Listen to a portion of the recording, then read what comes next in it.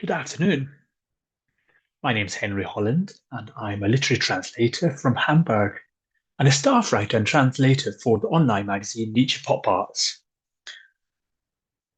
Led by Chief Editor Paul Stephan, a philosopher Nietzsche specialist who lives in Leipzig, this blog was launched at the beginning of 2024 to provide rigorous, contemporary insights into the thought and relevance of Friedrich Nietzsche.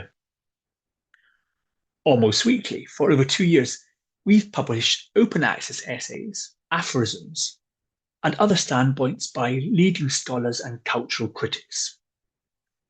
We've explored Nietzsche's intellectual legacy and his significance for our present moment, from the historical sites of Naumberg and Sils Maria in Switzerland to contemporary pop culture, including heavy metal.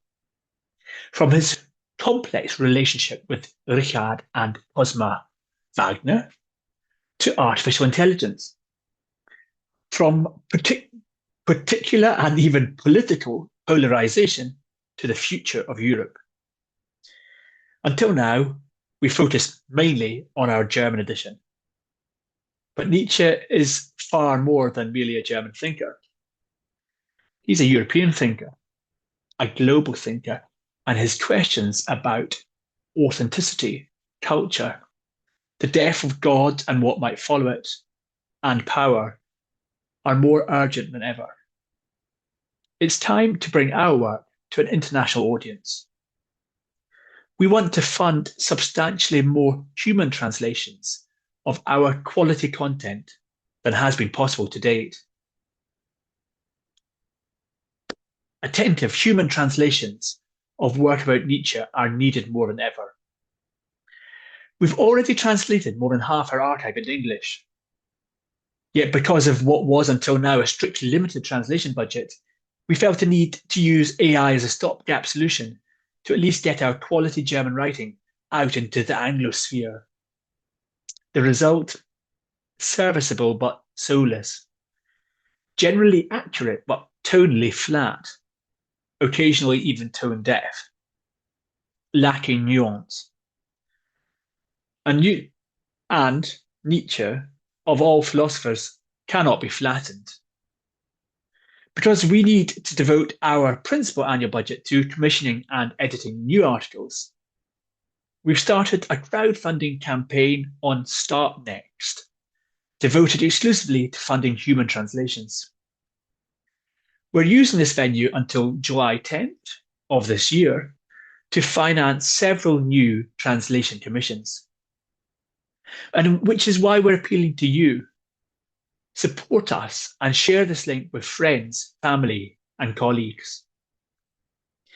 The history of Nietzsche's reception in the English-speaking world, this demonstrates how decisive translations can be.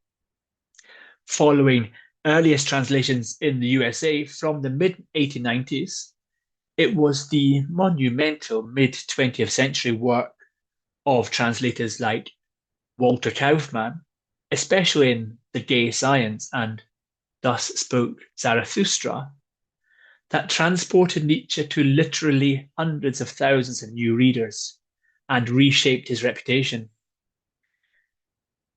Kaufmann's unmistakably human translation rescued Nietzsche from ideological distortion and restored him as a subtle, psychologically acute and life-affirming thinker. Later translators such as Hollingdale, who worked also closely with Kaufmann, continued this vital work. Yet even today, influential patches of the discourse about Nietzsche remain surprisingly monolithic.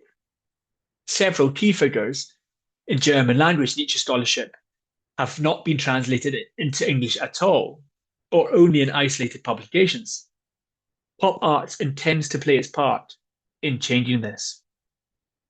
Because translation is infinitely more than merely being a transmitter of words. It's also a shaper of intellectual history and our intellectual present. And now a new translation challenge confronts us, not mistranslations as such through ideology, but dilution through automation. The internet increasingly spills over with AI slop, cheap, frictionless content engineered for clicks rather than insight. In such a climate, serious philosophical writing risks being drowned in a sea of synthetic and saccharine prose. But we believe that essays about Nietzsche, about his relevance to democracy, culture, technology, and globalization today, deserve the same human care that Kaufmann or Hoffmann, however you want to pronounce Walter Kaufmann's name, and others gave to Nietzsche's own works. Because human translators are able to read between and past the lines. They have an ear for Nietzsche's biting wit and irony. They sense rhythm. They appreciate which high philosophical stakes are being played for. And no machine can replicate that depth of engagement. But why now? Why human translated essays on Nietzsche now? Nietzsche himself understood the power of language. In Thus Spoke Zarathustra, he writes, "The quietest words usher in the storm. Through," again, we're going to go for that again. "The quietest words usher in the storm. Thoughts walking on dove's feet guide the world." And elsewhere in the same work, "Aren't words and notes rainbow," again, "aren't words and notes rainbows and bridges of semblance between the infinitely separate?" This has become our leitmotif, our mission statement. When you and I see polarization and fragmentation at every turn, what could be more urgent than building bridges through language? In Human, All Too Human, Nietzsche warned against the same nationalistic chauvinism that has re-emerged in our era of rapid globalization. He calls attention to the danger of this artificial nationalism, a violent state of emergency and of siege, imposed by the few upon the many and sustained by cunning, lies, and force. But he's not finished yet. One ought unashamedly to declare oneself a good European and work through the power of the deed for the fusion of nations, whereby the Germans, with their tried and trusted capacity for being interpreters and mediators among peoples, may be of help in this. Being a good European or even a good internationalist today means actively supporting human and quality cross-border dialogue, thus serving the work of interpreting and mediating among cultures, thus sustaining authentic intellectual exchange beyond the mediocrity of algorithms and outrage cycles. Now that is our mission.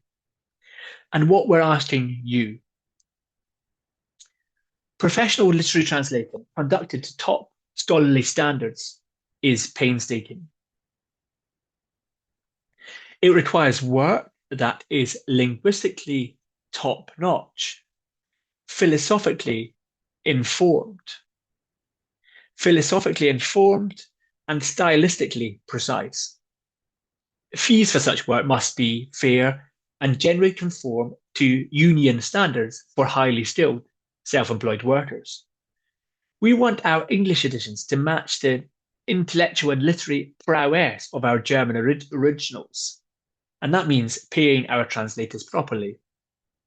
To make this possible, we have now launched our Start Next campaign. Our goal is to finance the professional translation of a curated selection of our most substantial essays into high-quality English. So your support, your donation will allow us to commission expert human translations, preserve stylistic nuance and conceptual precision, expand intellectual dialogue and discourse around Nietzsche's relevance today, and counter the flood of automated, low-effort digital slop with our carefully crafted analysis. We pursue no political agenda, but commit ourselves to clarity, intellectual independence, and the power that superior arguments possess. Let others put their money on their sound bites. We retain our high investments in the written word. So become an active donor, a bridge builder. Every contribution helps, whether $3 or $300. And in return, we offer donors the option of engaging meaningfully. No gimmicks. So donors and supporters can help shape our editorial program, vote on which essays should be prioritized for translation, participate in exclusive online seminars with our authors, and directly join conversations about Nietzsche, Europe, and the future of humanistic thought.